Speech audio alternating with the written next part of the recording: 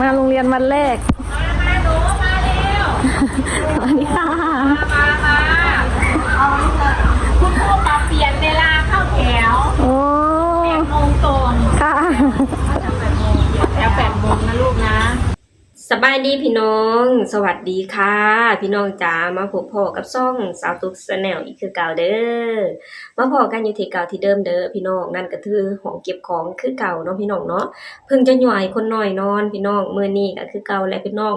นอนตื่นสายเนาะพี่น้องพอช่วงยามกลางเว้นก็เพิ่นนอนค่อนข้างนอนช้าเนาะพี่น้องมีแต่อยากหลินลูกเดียวเลยพี่น้องกว่าจะฝึกหยั่วให้เพิ่นนอนได้ก็ตีไป3 โมง 4 โมงเนาะพี่น้องเนาะและมาคลิปนี้เฮาก็มาติดตามข่าวความเคลื่อนไหวของธีรน้อยกันคือเก่าเนาะพี่น้องเนาะคือมื้อนี้น้องเองได้เข้าโรงเรียนเป็นวันแรกเนาะพี่น้องทางพ่อครูและแม่พึ่งก็พากันไปส่งลูกๆเนาะพี่น้องส่งพี่มังกรแล้วก็ส่งธิดาน้อยต่อเนาะพี่น้องเนาะหลายๆคนก็น่าสิสงสัยเนาะพี่น้องว่าเป็นหยังทางพ่อครูและแม่พึ่งคือบ่ให้ธิดาน้อยน่ะเรียนอยู่โรงเรียนเดียวกันกับพี่มังกรเนาะพี่น้องคือทางแม่เพิ่นก็บอกมาเนาะพี่น้องว่าโรงเรียนของพี่มังกรน่ะเป็นโรงเรียนเอกชนเนาะพี่น้องซึ่งการเข้าไปเรียนก็จะมีแบบว่าเข่งขัดหลายอย่างเนาะพี่น้องหรือว่าจะเป็นแบบว่าเขาเจ้าคัดการเรียนเนาะพี่น้องคนใดที่เรียนเก่งหรือคนใดที่แบบว่าการภาษาอังกฤษหรือว่าภาษาไทยอะนะพี่น้องที่แบบว่าเรียนผ่านเกณฑ์แล้วนะเพิ่นถึงจะให้เข้าเนาะพี่น้องและทางน้องธิดาลาวเฮาก็คือที่เฮาฮู้กันแหละพี่น้องว่าน้องเองก็เพิ่งจะได้ไปอยู่ที่ประเทศไทยแล้วก็แค่บ่กี่เดือนเนาะพี่น้องการใช้ภาษาของน้องก็ยังบ่ค่อยแข็งปานใดเว้าน่ะเป็นเนาะพี่น้องแต่ว่าเขียนก็สิบ่ค่อย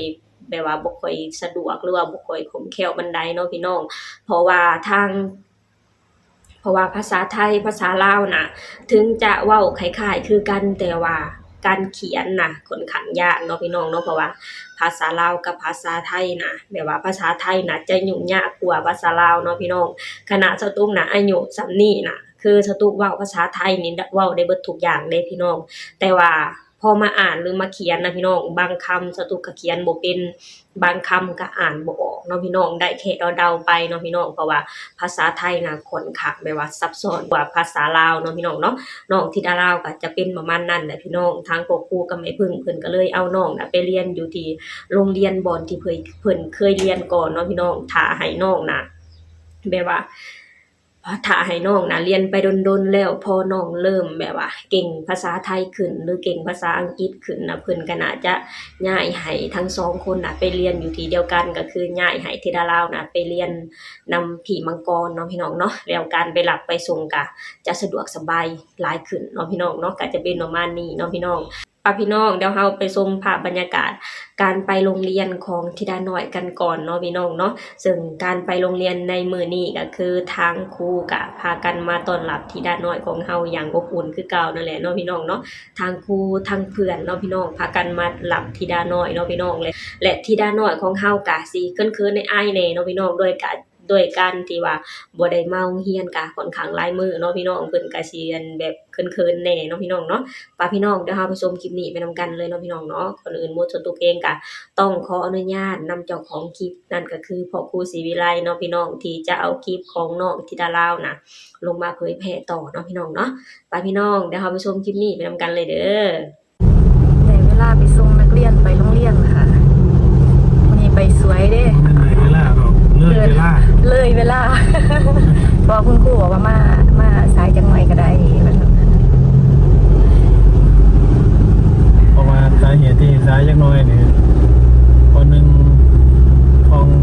ค่ำขวัญโรงเรียนบ้านใดถามว่าเป็นยังคือทองอะไรก็อ่านมาทันออกเนาะว่าจะโอ้ยนักเรียนอันนี้นักเรียนหรือนักเรียนนักเรียนค่ะนักเรียนแต่ว่าตอนนี้ถ้าหนูไปอีกเพื่อนน่าจะพูดภาษาไปกับหนูแน่เลยมีศรีสะเกษแล้วก็มีคำหวานมีท่าแขกแล้วก็มีอุทัยมีลากระเทินอีกผสมกันจะสิเป็นภาษาอังกฤษปุยมาโรงเรียนวันแรกมาหนูมาเร็ว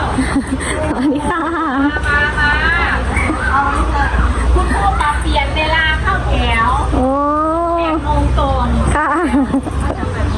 แล้ว8 โมงนะลูกนะ ทีนี้เราก็จะได้นอนเว้นแล้วนะคะความบันเทิงจากนี้ วิ่งบ่อยู่แล้ว ลิงบอยู่ เอาไหมคุณครูเมื่อยต่อ เนี่ยวันนี้มาหาภาษาไม่ทันแถวว่างั้นป้ามาไปที่เพิ่มค่ะหาผู้หญิง ห้องไหนล่ะห้องไหนอ่ะ ห้องเดิมนี่แหละ ได้ไปเลยเอามาเพื่อนมา ไอ้แม่ตามขึ้นไปส่งสิ อยากให้เพื่อนมารับเพื่อนจะเดินมารับ เราเข้าไปทำไม ไปหาเพื่อนเลย ได้เดี๋ยวเราผู้ชายจะให้มันอยู่ด้วยกัน เขาเลยมาหลายมือค่ะอยากอาย ห้ามพาเพื่อนดื้อนะ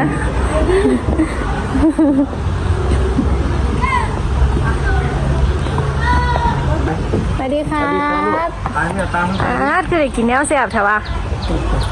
ตามเลย อันนี้ก็เป็นโรงเรียนเก่าของแม่พึ่งด้วยนะคะ เรียนตอน1 ฮอดตอน6ที่นี้นะคะตะกี้นี่โบ้ยพี่แหละ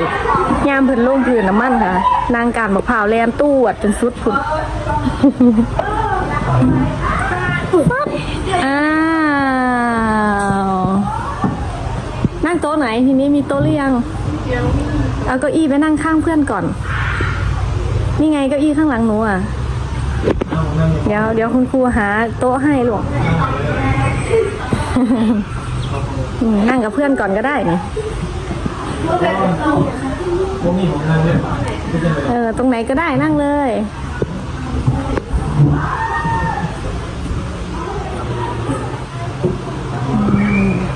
แต่ก่อนห้องนี้จะเป็นห้องวิทยาศาสตร์ค่ะ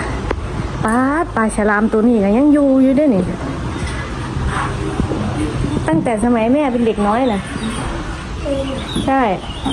ปลากระเป๋ากับปลาฉลามตัวนี้นี่ แล้วก็แพลงก์ต้นกันละปังหาสะปลาตัวนี้30 กว่าปีแล้วลูก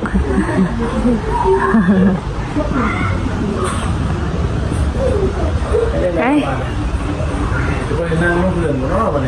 โลกเนี่ยละหัว เดี๋ยวคุณครูก็เอาโต๊ะมาให้ ไปนั่งเก้าอี้นั่งรอก่อนไป นั่งเก้าอี้รอเลยพอคุณครูเข้ามาหัวหน้าห้องก็จะสั่งทำความเคารพขึ้นสวัสดีค่ะคุณครูค่ะนะ เลิกเรียนแล้วค่อยให้คุณครูทักหาแม่ก็ได้ แต่น่าจะบ่าย 3 ครึ่ง เอาไม่ได้เอาโทรศัพท์มา ไม่หนูได้เอาโทรศัพท์มาไหมเอามาก็เอาไว้ทักบอกแม่ก็ได้บ๊ายบายความบันเทิง ความบันเทิงต่อจากนี้ยกให้ครูปวดหัวต่อแล้ว ห้ามร้องไห้นะ แล้วห้ามนอนเย็นก็ห้ามเยี่ยวใส่บอลฝากเพื่อนๆด้วยนะครับ เป็นอย่างไรพี่น้องพอได้ชมไปนำกันแล้วเนาะพี่น้องเนาะซึ่งการไปโรงเรียนในมือแรกของธิดาน้อยกะสิเคินๆอ้ายๆแน่เนาะพี่น้องเนาะแต่ก็บ่เป็นหยังพี่น้องเพราะว่ามีทางครูแล้วก็มีทางเพื่อนน่ะมาต้อนรับน้องด้วยความอบอุ่นกันคือเก่าเนาะพี่น้องเนาะทางแม่พึ่งก็คือเพิ่นบอกเลยพี่น้องว่าโรงเรียนนี้นะเพิ่นเคยเรียนตั้งแต่เขายังน้อยๆเนาะพี่น้องคือทุกสิ่งทุกอย่างก็คือแบบว่ายังอยู่ที่เดิมยังอยู่จุดเดิมเนาะพี่น้องอย่างเช่นเครื่องเล่นบ่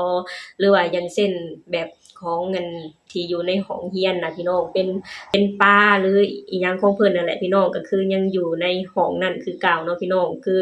การไปส่งลูกไปเรียนในครั้งนี้ก็คือไปย้อนความทรงจำของแม่เพิ่งนำมาแหละพี่น้องแล้วน้องธิดาลาวเฮาก็ไปก็สิคืนๆในอ้ายแน่เนาะพี่น้องโดยการว่าไปซ่าพี่น้องไปก็ยังบ่มีโต๊ะมีตังนั่งนำหมู่เนาะพี่น้องเนาะก็บ่เป็นหยังพี่น้องเพราะว่าทาง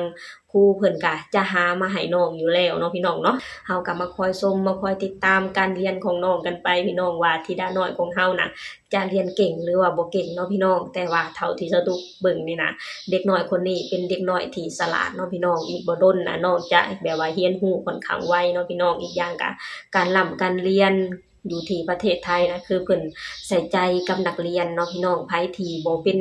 ไผที่แบบว่ายังบ่เก่งหรือว่าไผที่ยังบ่เป็นหนังสือหรือว่าบ่เป็นอ่านนะเพิ่นจะคอยใส่ใจคอยดูแลเนาะพี่น้องทุกเสือได้เลยนะพี่น้องว่าธิดาน้อยของเฮานะความพัฒนาในการเรียนของน้องนะจะว่องไวอย่างแน่นอนและจะเก่งขึ้นไวอย่างแน่นอนเนาะพี่น้องเฮาก็มาคอยชมมาคอยติดตามมาคอยให้กำลังใจน้องกันต่อไปเนาะพี่น้องเนาะ นี่แหละพี่น้องสตุกเองกับพาพ่อแม่พี่น้องมาชมภาพบรรยากาศของธิดาน้อยของเฮาในการไปโรงเรียนมื้อแรกเนาะพี่น้องซึ่งไปครั้งแรกก็จะเขินๆในอายแน่เนาะพี่น้องบ่เป็นหยังพี่น้องเดี๋ยวก็ซินเนาะพี่น้องเนาะเพราะว่าธิดาน้อยของเฮานะเป็นเด็กน้อยที่เขาคนง่ายเนาะพี่น้องเดี๋ยวน้องก็หายเขินหายอายไปเองแหละพี่น้องเดี๋ยวก็จะดื้อตามปกติของน้องเนาะพี่น้องเนาะตอนนี้ไปแรกๆก็สิเขินๆในอายครูแน่อายหมู่แน่เนาะพี่น้องเดี๋ยวไปดนๆน้องจะเริ่มซินแล้วก็จะได้โชว์ความขี้ดื้อมาให้ทางครูแล้วก็ทางหมู่เพื่อนของเพิ่นได้เห็นอย่างแน่นอนเนาะพี่น้องคือตอนนี้น้องก็คืออ่านแน่ก็บ่เป็นหยังเนาะพี่น้องเนาะโอเคพี่น้องสำหรับคลิปนี้สตุกเองก็จะขอจบลงเท่านี้ก่อนเด้อฝากให้พี่น้องช่วยกดไลค์กดแชร์กดติดตามในช่องสาตุก Channel หน่อยเด้อสบายดีสวัสดีค่ะ